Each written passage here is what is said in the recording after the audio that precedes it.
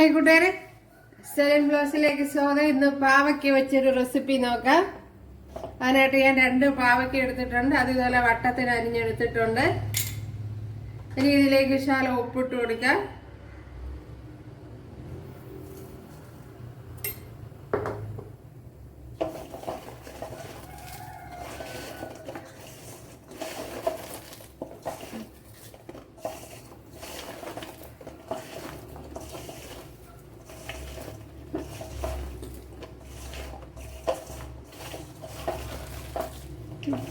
ഉപ്പ് നല്ലപോലെ ഒന്ന് ഇതുപോലെ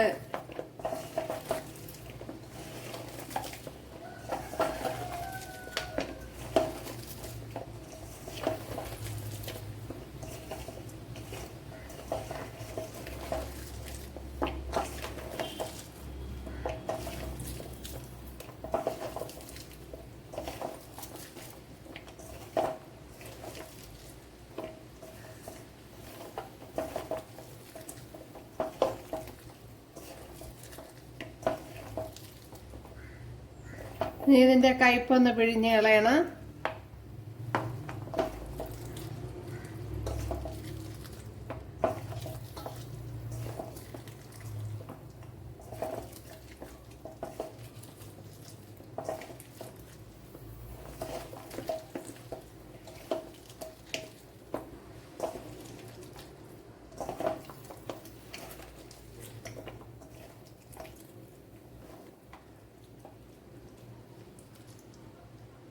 ഇതുപോലെ ഇതിന്റെ നീരെല്ലാം ഒന്ന് പിഴിഞ്ഞ് കളയണം.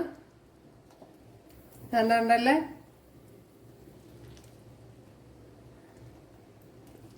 ഇതുപോലെ പിഴിഞ്ഞെടുക്കണം.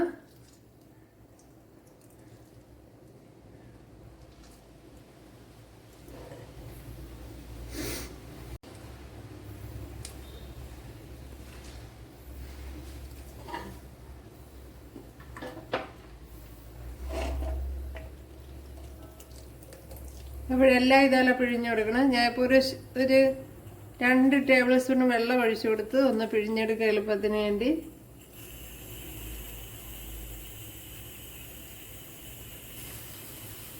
പിന്നെ നമ്മുടെ പാവയ്ക്കയെല്ലാം ഇവിടെ പിഴിഞ്ഞെടുത്തിട്ടുണ്ട് ഉണ്ടല്ലേ.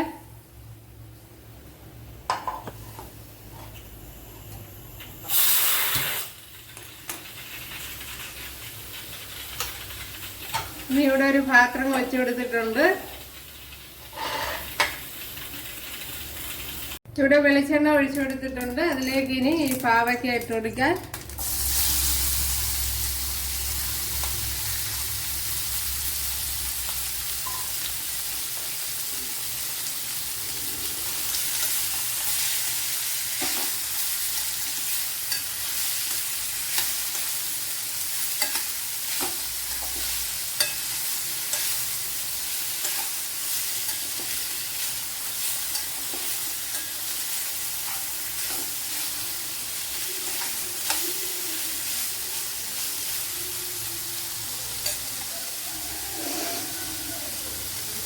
ഇപ്പോഴും ഞാൻ പാവയ്ക്കൊക്കെ ഇവിടെ വേവിച്ചെടുത്തിട്ടുണ്ട് ഉണ്ടല്ലേ. ഇതുപോലെ വേവിച്ചെടുത്തിട്ടുണ്ട്. ഇനി ഇവിടെ ഒരു പാത്രം വെച്ചെടുത്തിട്ടുണ്ട്. അതിലേക്ക് ഓയിൽ ഒഴിച്ചു കൊടുക്കുക. ഓയിലൊക്കെ അവരവരാവശ്യത്തിന് എടുക്കുക.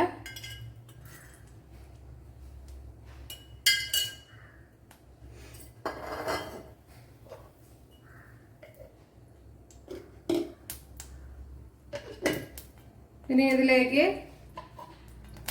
ഒരു 6-7 വെളുത്തുള്ളി, ഒരു ചെറിയൊരു പീസ് ഇഞ്ചി ഇത്ര ഇട്ട് കൊടുക്കുക.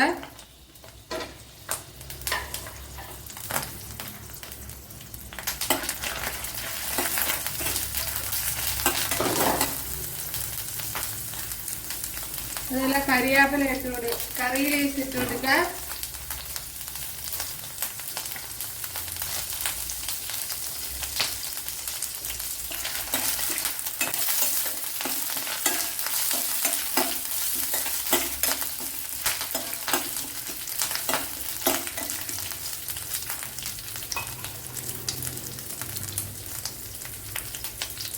ഇനി ഒരു വലിയ സവാള ഇതുപോലെ അരിഞ്ഞെടുത്തിട്ടുണ്ട്, അത് ഇട്ട് കൊടുക്കാം.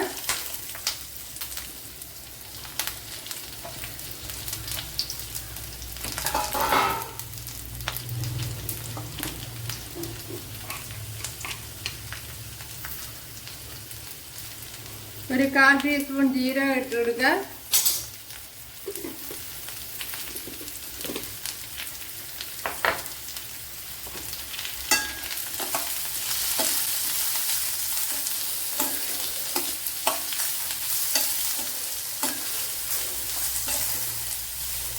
ഇനി ഇത് പെട്ടെന്ന് വെന്ത് കിട്ടാനായി ശകലം ഉപ്പിട്ട് കൊടുക്കുക.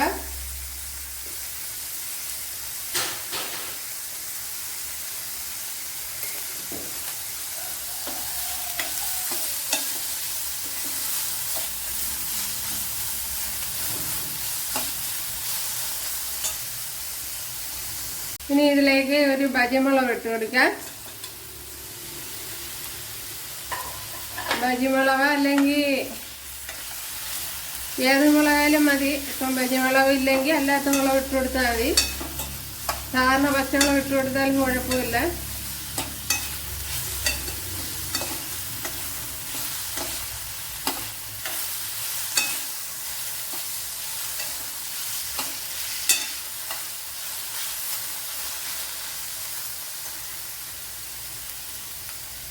ഒരു സവാള കുറച്ചൊക്കെ വഴണ്ട് വന്നിട്ടുണ്ട്. അതിലേക്ക് ഇനി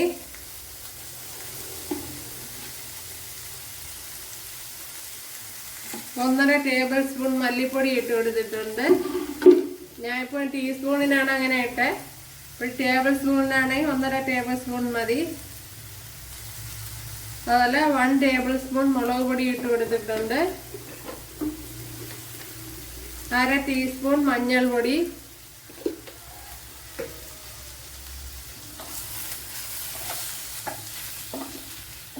ഇപ്പോൾ ഈ പൊടികളെയൊക്കെ ഒന്ന് പച്ച ചുവയൊന്ന് മാറ്റണം.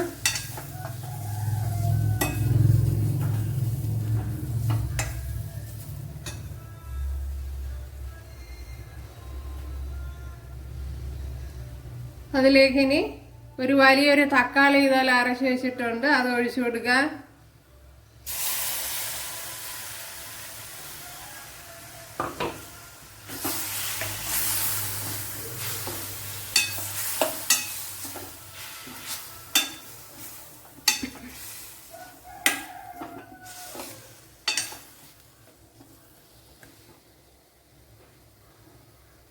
അതുപോലെ ഒരു നെല്ലിക്ക വലിപ്പത്തിനുള്ള പുളി എടുത്തിട്ടുണ്ട്, അത് ഒഴിച്ചു കൊടുക്കുക.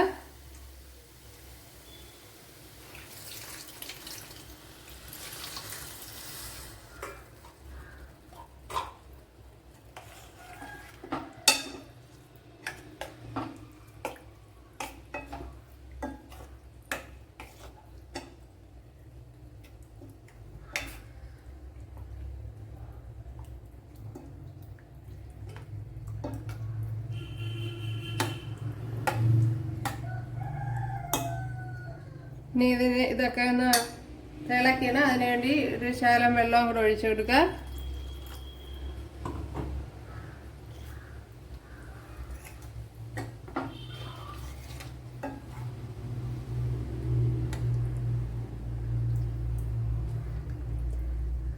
ഇനി ഉപ്പൊക്കെ ഉണ്ടോ നോക്കാം.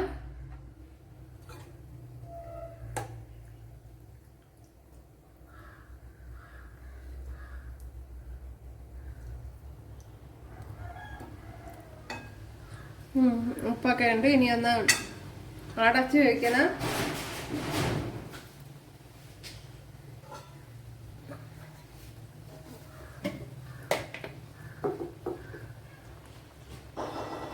വിശാല ഉപ്പൂടൊക്കെ ഇട്ട് കൊടുത്ത് ഒന്ന് അടച്ചു കൊടുക്കാം.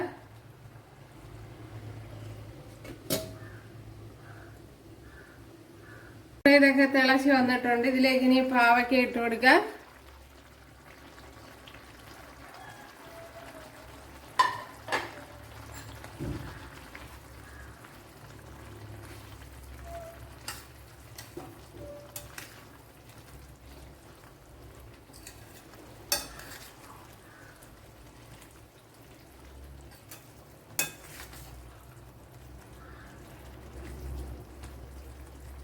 ഇനി ഒന്ന് ലോ ഫ്ലെയിമിൽ ഒന്നാക്കി കൊടുക്കുക.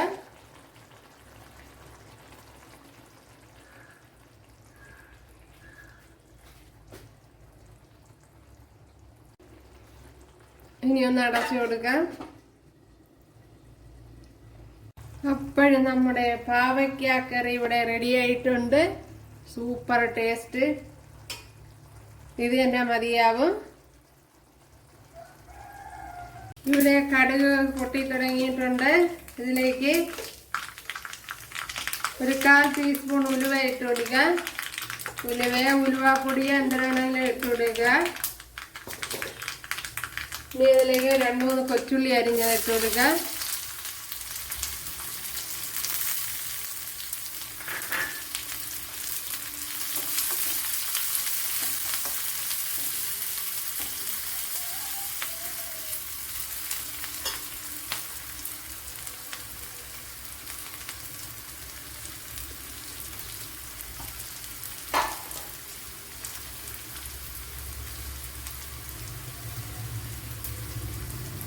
ഞാൻ ഇവിടെ 2-3 വറ്റൽമുളക് ഇട്ട് കൊടുത്തിട്ടുണ്ട്. ഇനി ഇതിലേക്ക് ഒരു നുള്ളു കുരുമുളക് പൊടി ഇട്ട് കൊടുക്കുക. അതുപോലെ ശകലം കായപ്പൊടി ഇട്ട് കൊടുക്കുക. കായപ്പൊടി നിങ്ങൾക്ക് ഇഷ്ടമുണ്ടെങ്കിൽ ഇട്ട് കൊടുത്താൽ മതി. ഇനി കറി ലീവ്സ് ഇട്ട് കൊടുക്കുക.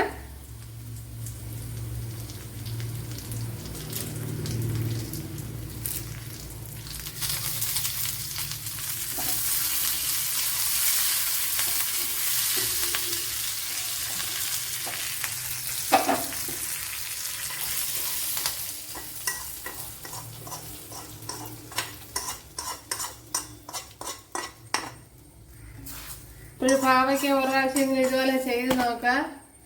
നല്ല ടേസ്റ്റാണ്. നിങ്ങൾക്ക് ഇഷ്ടപ്പെടും തീർച്ചയായിട്ടും. അപ്പോൾ ഇതുപോലത്തെ മുളകില്ലാത്തവര് സാധാരണ മുളക് ഇട്ട് കൊടുത്താലും മതി. പിന്നെ ഇത് ഇട്ട് കൊടുക്കുമ്പോൾ പ്രത്യേക ഒരു ടേസ്റ്റ് ആയിരിക്കും. കണ്ടല്ല, അപ്പോഴ് നല്ല ടേസ്റ്റ് ഉണ്ട്. അപ്പോഴേ എല്ലാവരും ചെയ്ത് നോക്കാം. അതുപോലെ വളരെ എളുപ്പത്തിൽ തന്നെ നമുക്കിത് ചെയ്തെടുക്കാൻ പറ്റുമല്ലോ. അപ്പോഴേ ഉപ്പും ഒരു 1-2 ടേബിൾ സ്പൂൺ വെള്ളവും കൂടെ ഒഴിച്ച് ഒന്ന് പിഴിഞ്ഞ് അതിൻ്റെ കയ്പൊന്ന് കളയുക. അതിനുശേഷം അതിനെ നല്ലപോലെ ഒന്ന് വേവിച്ചെടുക്കുക. അത്രയേ ഉള്ള ജോലി. അത് കഴിഞ്ഞാൽ പിന്നെ എളുപ്പത്തിൽ ചെയ്തെടുക്കാവുന്നതാണ്. അപ്പോഴേ എല്ലാവരും ചെയ്ത് നോക്കുക. ഇഷ്ടമായാൽ സബ്സ്ക്രൈബ് ചെയ്യുക. എനിക്കൊരു സപ്പോർട്ടാവും. അപ്പോഴടുത്തൊരു വീഡിയോ ആയിട്ട് കാണാമെന്ന് പറഞ്ഞുകൊണ്ട് എല്ലാവർക്കും താങ്ക്സ്.